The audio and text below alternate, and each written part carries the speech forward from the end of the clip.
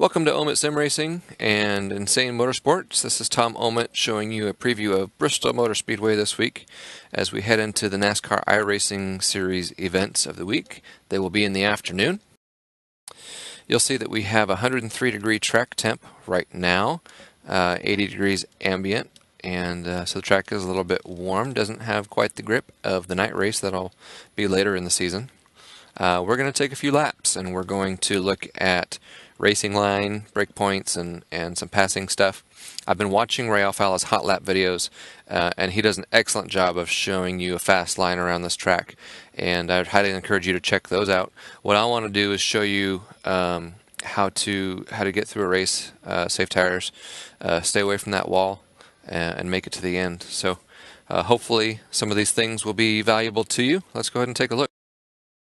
First thing I want you to see is this seam in the track. It's right at the bottom left corner of my windshield right now, and you'll see that going up all the way through the corner. That seam is a break in the banking, as this is a variable banking version of Bristol. And if you're used to the old Bristol, any of the old Bristols, you're going to find it quite different. There are guys that will run above that seam all the way around the track, all throughout the race. I commend those guys. It's a fast line, but it's a very risky line, and what I like to do is cut down below that seam just a little bit for entry and exit for most of the race. Get the car away from the wall and save it for later. Later on in the race, I will move up into that line and try and pick up some positions late in the race. Let's go ahead and take a look and push play. Here we go. So cut down, center of the cars on the seam, moving up in the center. You'll see that again here. Up in the center, cutting back down for exit. Turns 3 and 4 can get pretty tight. Braking points going into turns 1 and 2. I use this yellow sign with the white on the outside wall. That's going to be my braking point.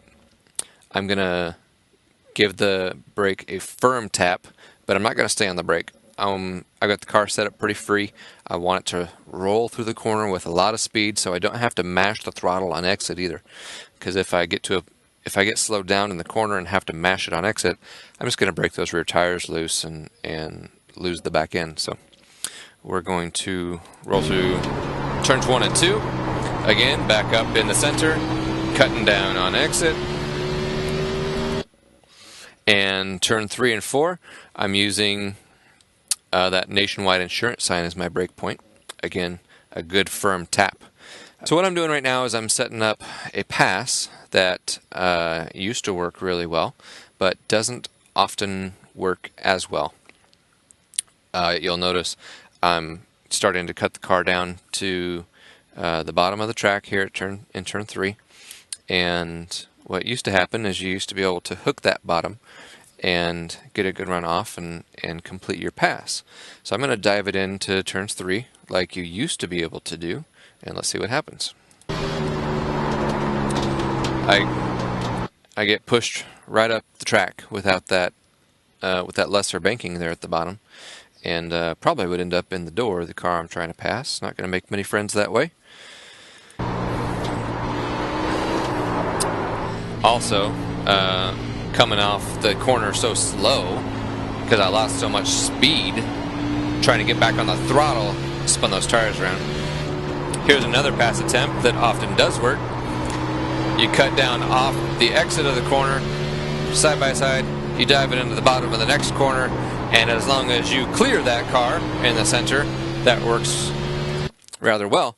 The risky thing is if you don't clear that car and that person's not going to give you a break, then you both end up in the wall. There's one more pass here that works the best, and this is how you're going to get the most respect racing guys, is to just run that line just below the seam. I think they'll see that coming up. You can run side by side here for a couple laps, but what you don't want to do is get stuck there for too long because you're going to really wear your tires down there. This part of the track still has less banking than up above that other seam. so you can really get those tires hot and angry. But that's about it. I hope that helps. Shoot comments if you have questions or feedback. I'm always looking at how to do better, and hope you have a great week at Bristol. I love this track. Hopefully we don't have too many wrecks and cautions. It can be a lot of fun when you got a good group of guys racing together. So have a good week. We'll see you next time.